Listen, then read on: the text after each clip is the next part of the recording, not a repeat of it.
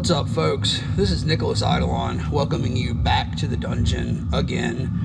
This is episode 6 of Analog Dungeon, and just want to thank everybody again for sticking around with me for 6 episodes now. That's really cool. I didn't know that this would keep going like this. I've got plans for the rest of what we're going to call this season. I think it's going to be a total of about 12 episodes.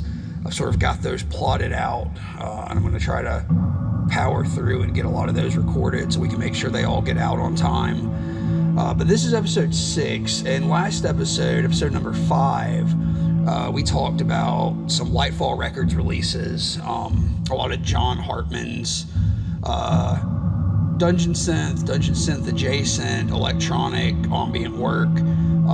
We talked about Jen Taiga's newest release, Plight, which is sort of reminiscent of that older fantasy ambient stuff from somebody like Jim Kirkwood. So this time what we're going to do is we're going to take a look at sort of the opposite end of the spectrum as far as Dungeon Synth is concerned. We're going to be looking at stuff that's more rooted in the classic black metal aesthetic that Dungeon Synth really grew out of back in the early 90s. In the background, very relevant to that sound, we're going to hear a project called Fylgja. So this is an Icelandic project. I believe Fylgja translates to something like follower or to follow. But this is a 22-minute piece. It's going to repeat on both sides of this tape. This is a release called Aska Vorders Land, which I had a little bit of trouble translating. I'm not sure if that's Icelandic. It sort of halfway translated when I tried to translate it from Icelandic. I tried a couple of different languages, and it seems to mean something like our ashen land or the ashes of our land. So this is a release from Attic Shrines, which is a Georgia-based dark ambient label. And a lot of what they release is very mysterious, experimental dark ambient, a lot of really dark, black ambient kind of stuff. So I know a lot of folks really respect what Attic Shrines puts out, and I myself included. This tape is actually still in stock. I just went and looked on their website. I think it's the only tape they have in stock right now, which is really rare for an Attic Shrines release. Sometimes those can sell out in a matter of moments. So check the store. This might still be there, and I would really recommend it. It's a great, just straight 22-minute piece of sort of dirge, black ambient dirge, really. So that's going to play while we talk. So the first release that I want to talk about today is called Obsidian Towers. The project is called Obsidian Towers, and the name of this release is The Call of Black Majesty. So this is a side project of Chad Deese, who is the person behind Waldeinsamkeit. Before that, he had a project called Solitude, which I know a lot of you probably saw when he played at the first Northeast Dungeon Siege. And before that, he sort of got his earlier start in the scene as Bitter Old Wizard. And I think that's sort of the trajectory of his main projects. But just like this one, he has a ton of side projects, a lot of which he doesn't really advertise, so you kind of have to dig around. There's some really great stuff out there by Chad. I've got a lot of his stuff on tape. I've got a couple of pretty low-run releases. So we'll try to look at some of those in the future. I don't think I'll always tell you that it's him, but bear in mind that there's a lot of really cool stuff that he's put out. This particular release came out in late 2019. It came out in December of last year. And it's the only release so far from the Obsidian Towers project. Although, talking to him recently about this, he allowed me to preview some early material that might make it onto a second release. So be on the lookout for that. Let's take a look at this J card, first of all. So this is a really beautiful piece of design work. Let's see if we can get all of this on camera here. Make sure we're picking that up. So yeah, this is a really cool fold out J card. So, you know, we've got these 4 panels that sort of fold out as the cover. And this first one is the actual cover of the album itself. Just this brooding, dark, underexposed photo of a castle or a ruin of some kind. It's got that sort of classic Xerox aesthetic. And then we have a companion piece up here in the opposite corner, which is some kind of other piece of architecture. You can just barely make that out. It's just barely discernible. Then opposite those, we've got 2 knights on horseback. This seems to be some kind of collage work. They seem to have been sort of cut out and pasted and then maybe Xeroxed. And you know, I don't know if this was actually Xerox or if these were done digitally or what, but you know, nonetheless, the effect is still really nice. And then on the opposite of that, there's the inner part of the J card, which is just a sort of melange of medieval illustration that's sort of all chopped up and collaged together.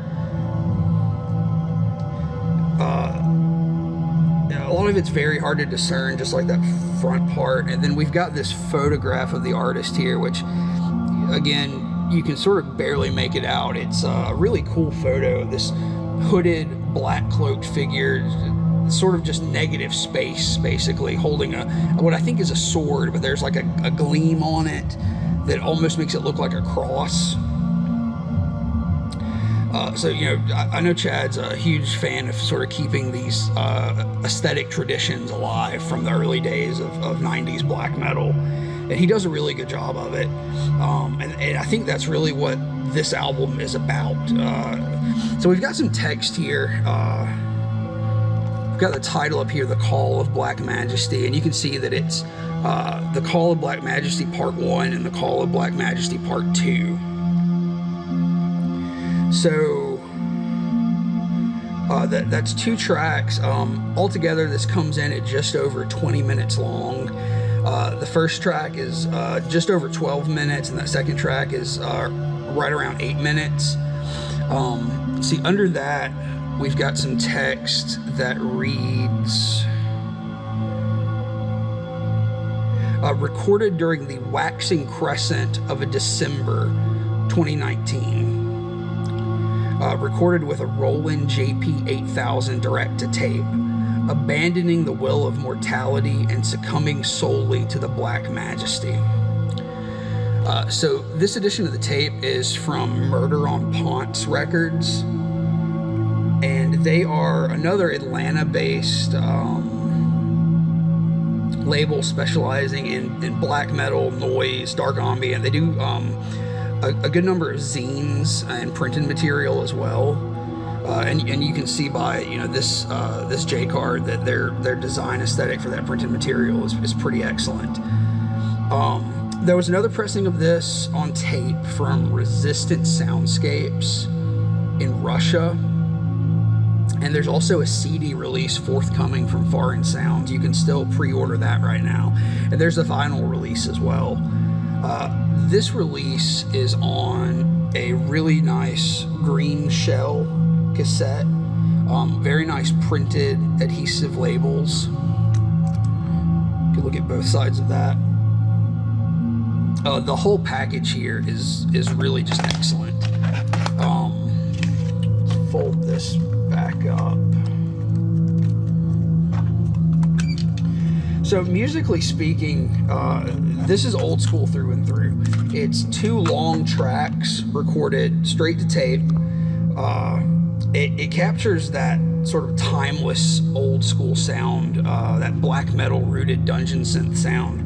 And, you know, we're gonna probably say the word old school a few times in this episode, so that, you know, that's really what we're dealing with right now.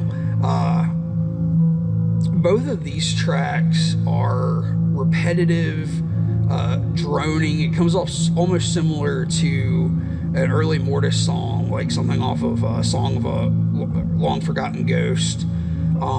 If you told me this was recorded in like 1992, I would believe you. So that sensibility is really clear on this release. But it's got a very reserved sound, a very noble sort of sound on the first track. Very stoic, very resolved. The texture that gets added by that tape recording is what really makes this cool. It sort of adds an organic decay to this very simple music, and it elevates it. So you get that sort of murky, fading distortion in the low end, and that little bit of instability from the tape that makes every passage a little different. The second half of this, that second track, it's much more mournful than the first track. The method is the same, a lot of repetition, a lot of droning, but the melody there is very heart-wrenching, and it has this sense of finality about it that really just gets to you. I like the mood of this album a lot. I like the length of the tracks, and I like how you can just sort of settle down into them. I love the concept of succumbing to the Black Majesty, so to speak. I can't say exactly what the artist's intention with that phrasing is, but to me it feels like a very resolute, very sad concept, sort of determined into a negative descent, sort of just allowing yourself to succumb to this depressive ethos, for lack of a better word. And is that healthy? Probably not, but you know, it's something that can be comforting sometimes, and it's what a lot of this music is about, you know, dealing with that idea of that negative mindset. So yeah, this is Obsidian Towers, The Call of Black Majesty from Murder on Ponce. I think there's still some of these floating around for Murder on Ponce. You can probably find some at Resistant Soundscape. If you're into CDs, definitely go pre-order that CD from Far In Sounds. This is a really, really cool release, and I hope to see another release soon from this project. All right, up next, we've got a project called Seregost. So I hope everybody is familiar with Seregost. This is a project that's based out of North Carolina, and the mastermind behind it is Daniel Edenfield. So Daniel is also behind Obsidian Relic Records. That's what the label this tape came out on, Obsidian Relic Records. He's behind the black metal project Serpentis, the chiptune project Sinistar, which I highly recommend. He makes this really nice gothic horror soundtrack audio drama as a project called The Night Keep. Definitely go look into The Night Keep. That's really a perfect concoction of gothic music and storytelling. Just super cool Halloween flavored stuff. I believe that Daniel also writes music for haunted houses or haunted attractions. Not sure if that's accurate, or if he's talking about The Night Keep when he says that. Maybe if he's in chat, he can tell us if that's actually true or not, because that's a really cool job. That's a hell of a job if that's what he does. But anyway, back to Seregost. This is Daniel's dungeon synth project. It's had 4 releases at this point. This particular album is called The Wytchfinder, and it was released in October of 2019. It's 4 tracks long. It's right around 27 minutes. Again, let's take a look at this packaging.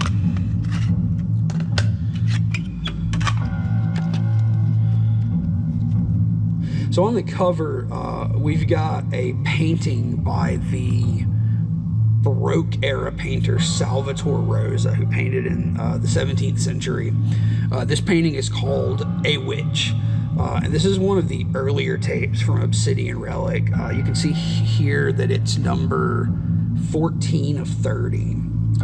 On the inside, there's a poem which I believe the artist wrote, and that reads, "The season brings inspiration, discovery, and paths to trod, to find intrepid course and guild, woeful revelations unveiled, heresy, yet forthwith, why came ye down this path? To begin once again, or perhaps new sin?" And then there's some flavored text detailing the concept story behind this album on the Bandcamp page. I'm going to read the first part of that, and I encourage you to go listen to this on that page and read the remainder. That's one of the reasons I want to make these videos.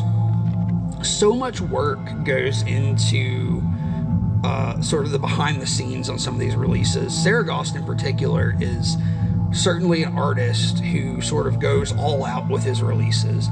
You know, from choosing the art or commissioning the art to the layout design, the extras, the little bits of bonus material that just enhances the release. It's easy to miss bits and pieces of that when you're going through your wish list on Bandcamp, or you click a link on Facebook and you listen once and you hit the like button, and maybe you even buy it and you go back to it, but you're not always, spending time on that page. It's a digital release a lot of the time.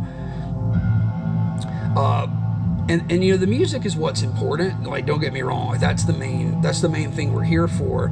But I want to highlight some of that extra work because it means something to the person that made it.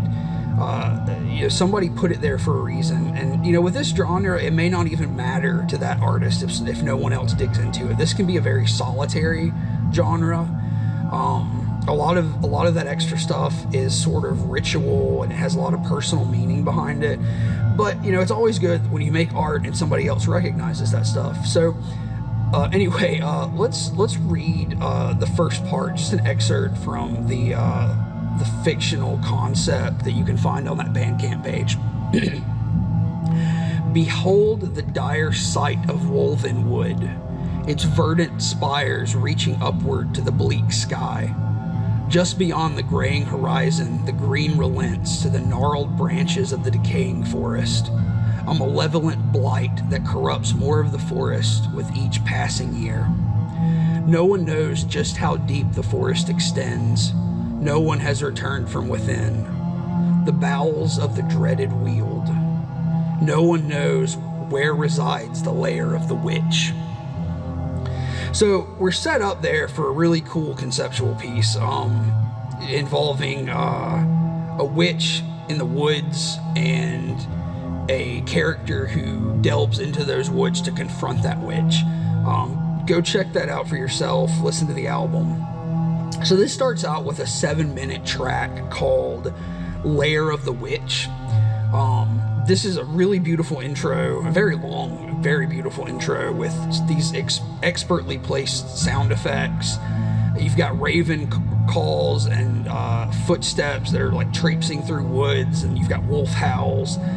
I love that about Seregost's work. It gets almost over the top with the setting that he puts into the work, but it works. It works in a way that if somebody else was doing it, it might come off as corny, with all these sort of bells and whistles. But with Daniel doing it, it just all works. Like you're just in that gothic world. Let's see. Yeah, under that first track, there's this slow-paced, sort of like dank, nasty synth going on, and these pads over all of that to me almost act like a fog machine. This intro track just sort of comes out of your tape deck and fills the room with fog, basically. That track is just perfect. Track 2, Inquisitor's Canticle, is where the album sort of takes off, and that Seregost vibe really comes home. It builds up on itself. The the dramatic feeling rises. Around halfway through, the percussion starts to pick up and these organs start to pick up. In my mind, I always think of these, that specific organ sound as like a Dracula piano. That's the phrase that comes to mind. Some of the passages toward the end of this second track are almost Carpenter-esque. So it almost rides the line between sort of gothic dungeon synth and a horror film soundtrack, which I think is probably the intention. I think he's playing with both kinds of sounds here. And before we move on to the next release, I want to look at the actual tape itself here. I just really like the choice for this tape release. Just this sort of solid gold label with very simple lettering. I don't know what it is about that, but it gives it a sort of older vibe. Like it almost looks like something you would find at a Goodwill, and it came from decades ago. It's just such a cool design, and it also kind of adds a regality to it. Like it's I don't know, there's something about that I really dig, the simplicity of it. Let's see.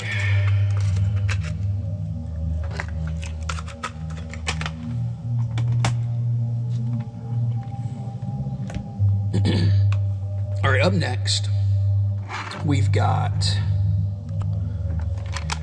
another Seregost release. So this is another release from Obsidian Relics.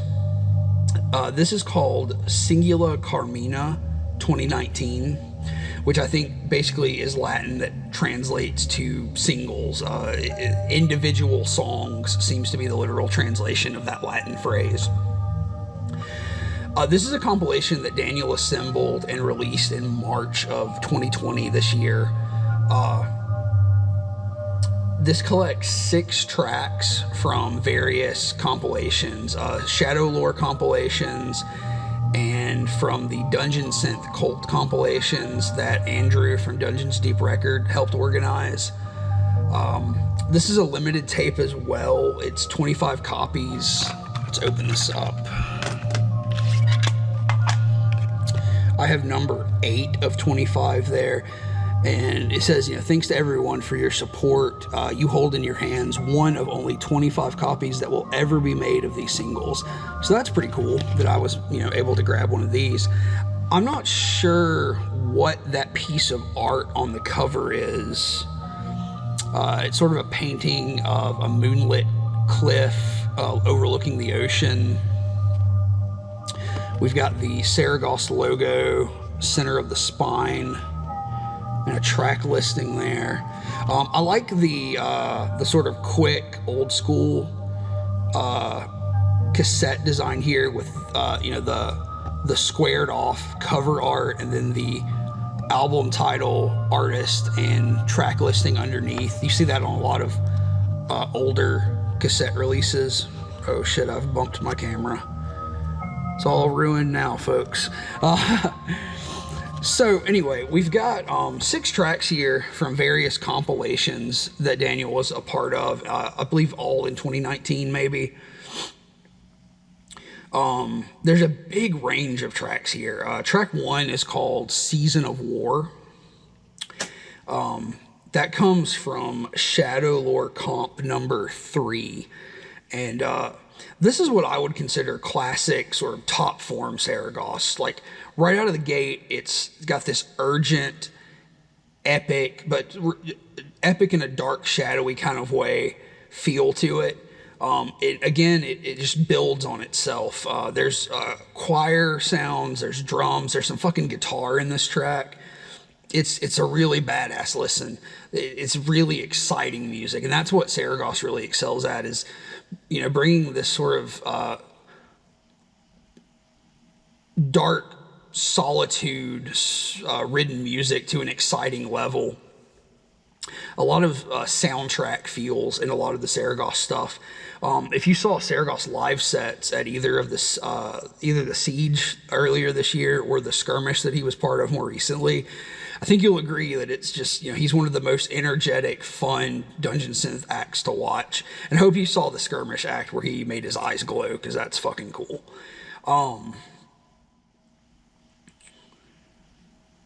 And if you're lucky, maybe you caught him opening for Mortis. I mean, like, goddamn, that's impressive. Like, he actually got to open for, you know, basically one of the main founders of this genre. So Seregost is, you know, he's the real deal. The second track on this, Footsteps Trailing from a Fresh Grave, probably my favorite track title here. It's got more of those Dracula pianos. It's just this sort of classic funeral dirge, gothic through and through. I'm very fond of the track Skogen's Morket. That's a Swedish title, which I think translates to Darkened Wood. I like the middle passage of that track, where a lot of the more grandiose elements that are prevalent in that song and all of the Seregost material, those elements kind of die down, and you get this stark piano interlude with like some horn accompaniment. I think that's my favorite track on this collection. That's really got an interesting moment for Seregost, where he sort of breaks from his own style for a minute. That one was originally from the first Dungeon Synth Cult compilation. If I had to recommend one track here, though, I think it would be the last track. That's the Shores of Winterlorn, and that's from the second Shadow Lore compilation. The Shores of Winterlorn. The fantasy vibes on that track are just through the roof, and it sort of showcases the whole Seregost package. It's got driving, energetic drums. It's got this layered atmosphere. It's got the choir that comes in. But this track in particular has an emotional quality that really makes it stand out. There's sort of an ethereal awe that sits above everything else in this track. It's, you know, really heavy with that soundtrack style, and it's probably the most epic fantasy that doesn't feel like more like a war style song on this compilation. Give that one a listen. That last track called The Shores of Winterlorn. All right, let's get our tape flipped, and we will move on to the second half of our episode. And this is a really cool hand dub tape. It's on a white shell, and it's just got the Seregost logo stamped. I believe that stamp is just an ink stamp that you can't even really feel. It's an interesting stamp.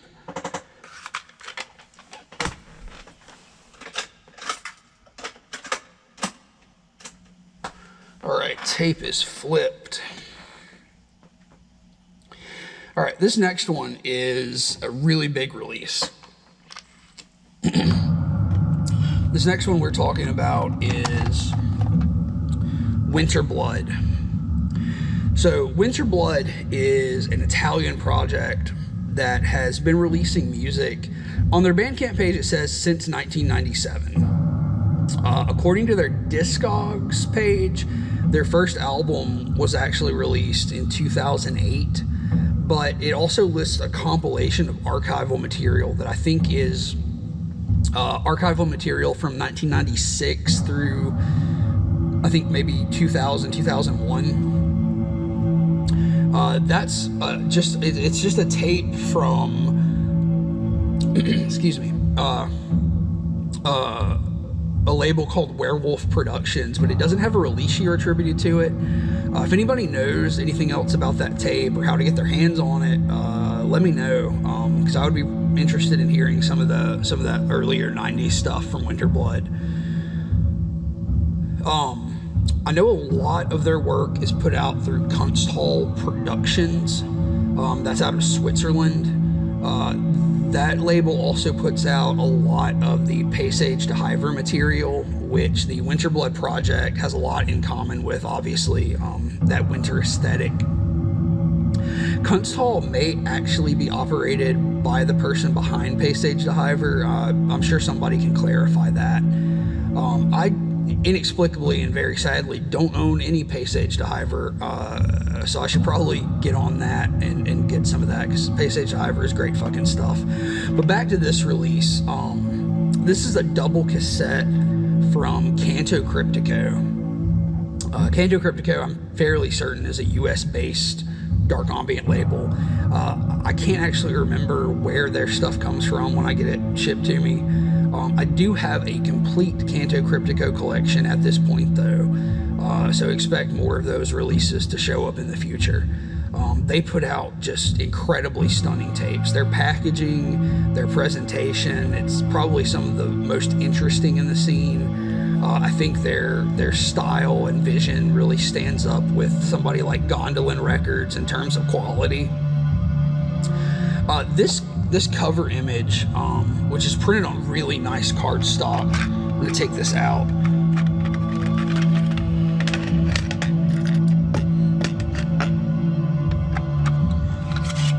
So yeah, this cover image is printed on just really, really excellent material.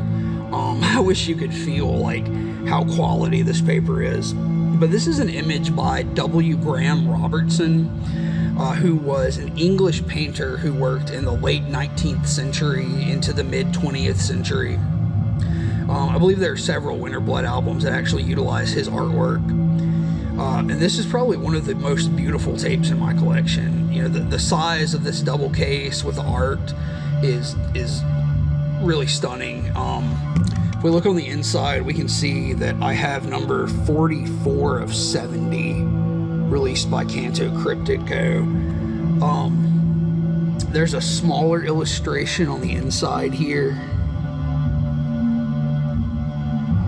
And these two tapes are black, pro-dubbed, very nice printing, and a sort of silvery off-white color on the shells. Again here, I would like to read some of what's written on the Bandcamp page that sort of sets the mood up for this album.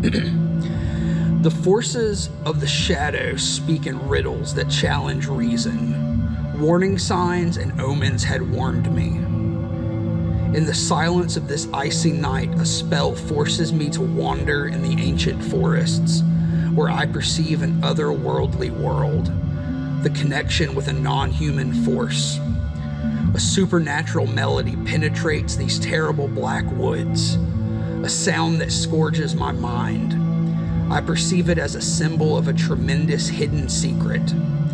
I got lost in a maze, an arcane place, foreign and terrifying, between spirals of fog and floating figures, flickering lights. There is a door which disappears after entering. I am moving to another plane of existence.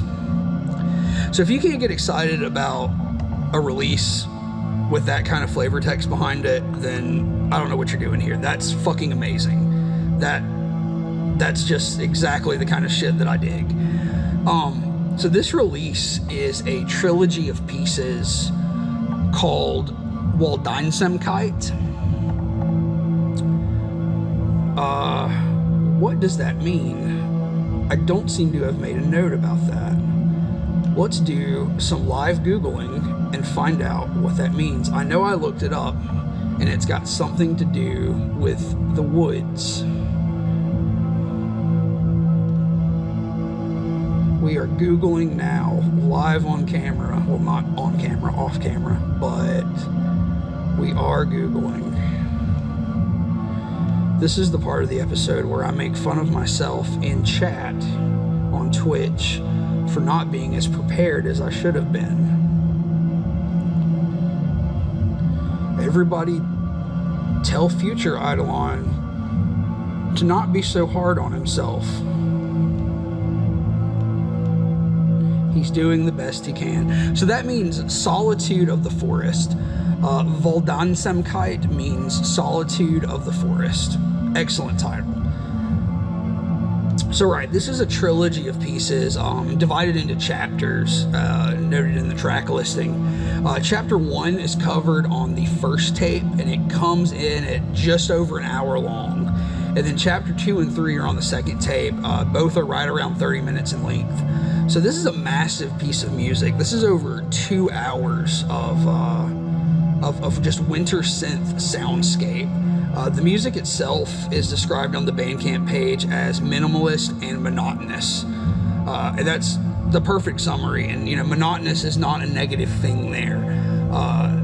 This is highly meditative music. Track 1 is, track 1, which is the first half of chapter 1. It's a continuous, almost ominous, blanketing tone. It's layered with these really soft, meditative sounds. It can really put you in a trance as you listen to it, and that's how I would recommend listening to this. You know, this can work really well as background music because it is so non-intrusive. But I really recommend putting on headphones for this and just, you know, lying back and enjoying it and really listening to it, because, you know, it can really transport you to this other world that it's trying to set up. The second half of chapter 1, that's the second track, that one shifts a bit. The tone underneath everything becomes a little more urgent, a little more burgeoning in its relation to the other elements.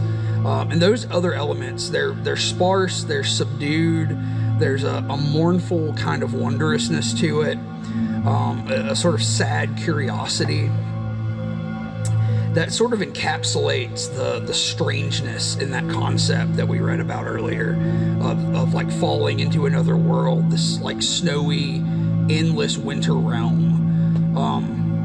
So it's really interesting on just the first 2 tracks, the 2 different parts of chapter 1, how with just some slight changes to the tone of the synths, these pieces can carry a completely different emotional charge.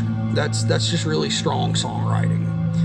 Track 3, which is chapter 2, takes a really dramatic shift in sound, or at least the way it handles the sound. So here we've got the same sort of arrangement going on one level. There's still that sort of driving tone underneath everything, that, again, monotonous sound, but there's a heavy snowstorm effect that's layered over the top, and you've got like some, you know, branches snapping, and I believe the sounds of someone walking through the snow, a lot of wind. So all of that atmospheric sort of field noise almost drowns out everything else going on with the music. You know, you're still taking that emotional journey, but you're really literally lost in that blizzard. And then chapter 3, which is the final track, the 4th track, heavily subdued from everything else. Very minimalist, very introspective, very sad.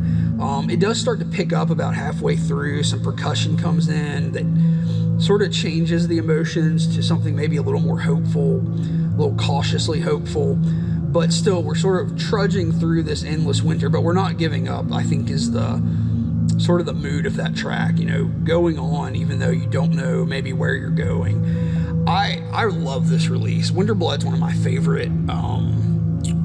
favorite projects. I really want to talk about their album Foresta Incantata on a future episode, because it's another really long piece of droning dungeon synth music that just is so good. So I can't recommend Winterblood enough. Please go to give this a listen.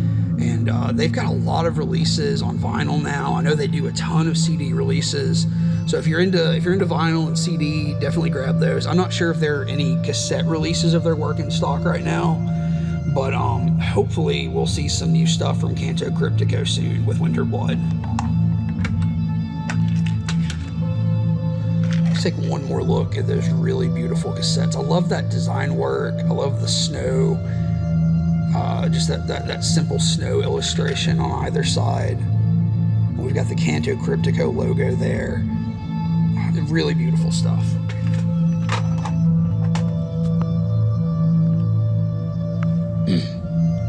All right, we've got 2 more releases. So these diverge a little from straight dungeon synth, but they really hold on to the atmosphere. This first one is called Stonetroll. It's a project called Stonetroll, and the album is called Descent into Exile. The Bandcamp page for this project says that it's based out of Michigan. I don't know who's behind this or if they're an active community member. I hope they are. This is really fucking cool stuff. It's the only release they have right now. It came out just a few months ago in April of 2020 this year. Let's open this up. This is a handmade cassette. It's on a white shell. Let's look at the J card.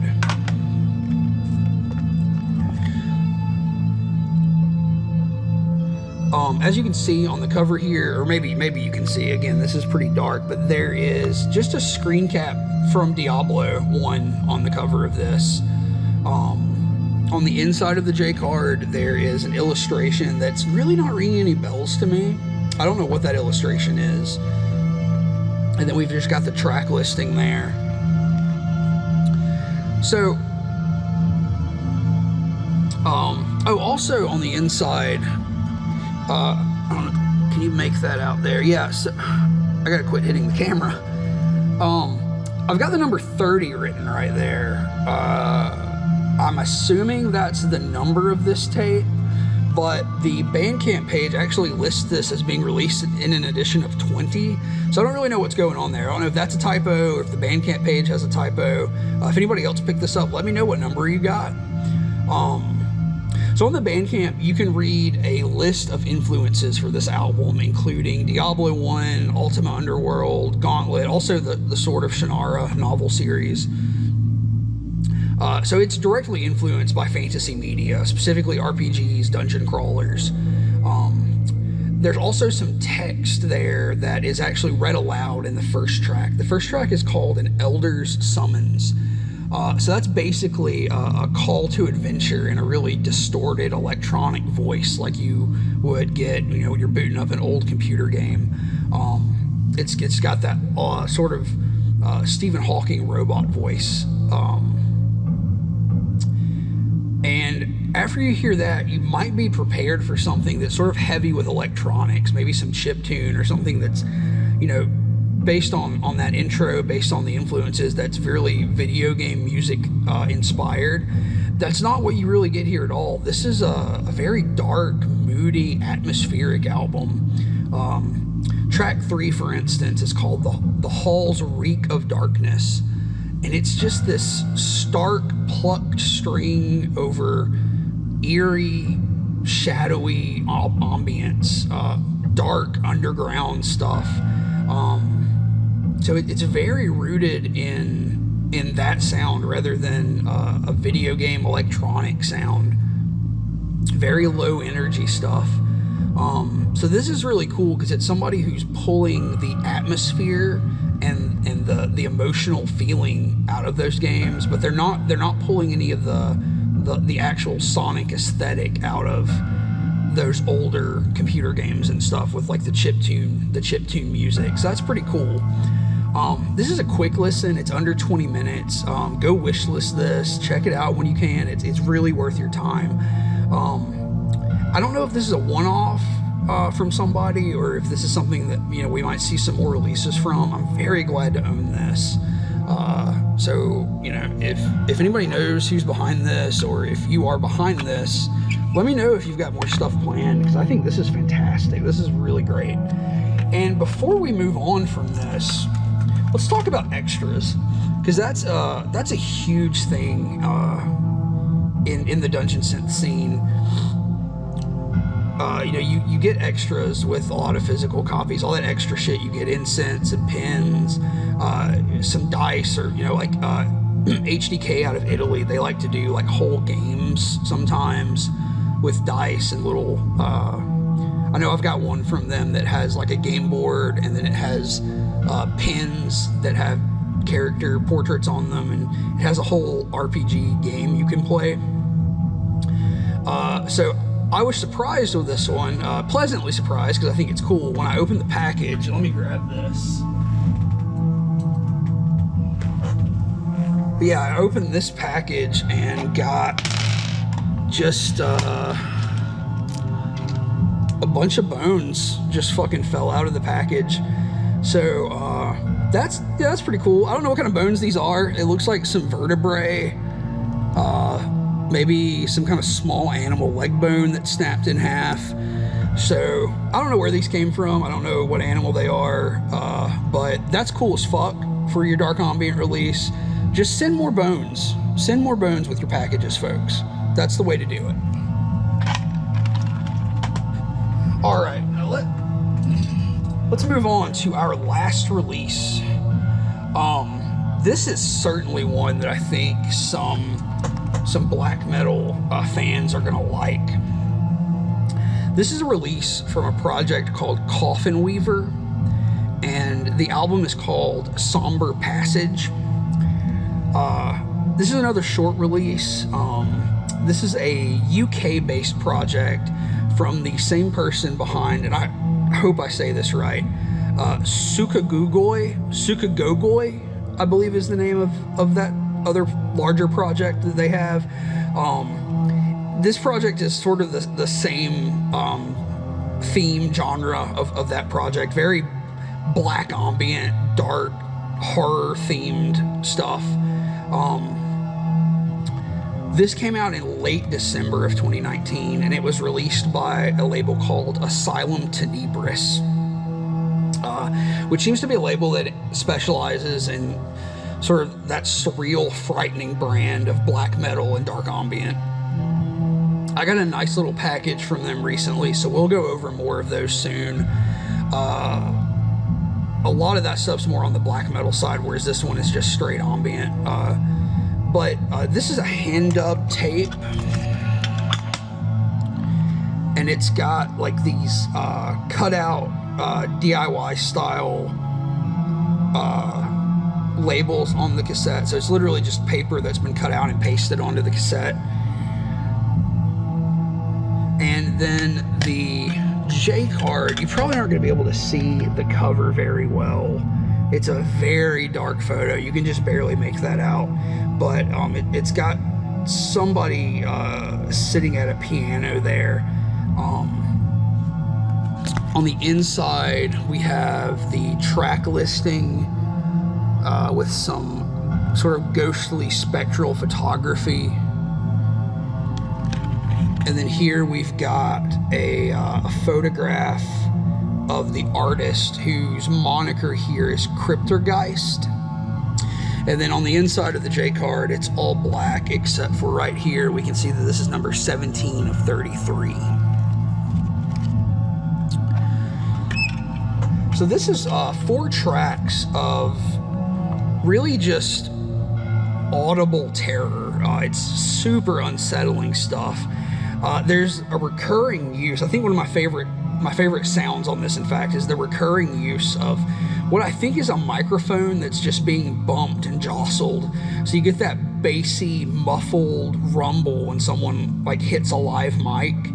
And you know, especially if you're listening with headphones, this sounds like somebody banging around your house or knocking on the walls. It's very effective in sort of unsettling you. So on your first listen to this, you know, you might get jarred by something like that because you don't really know that it's part of the music at first. Track 2 I really like. It's called How Many Centuries Have Passed. It's just a bunch of wailing. It's just this reverb-laden wailing and this choking, hissing voice that wouldn't be out of place on a black metal track, but here it's very stark and horrible.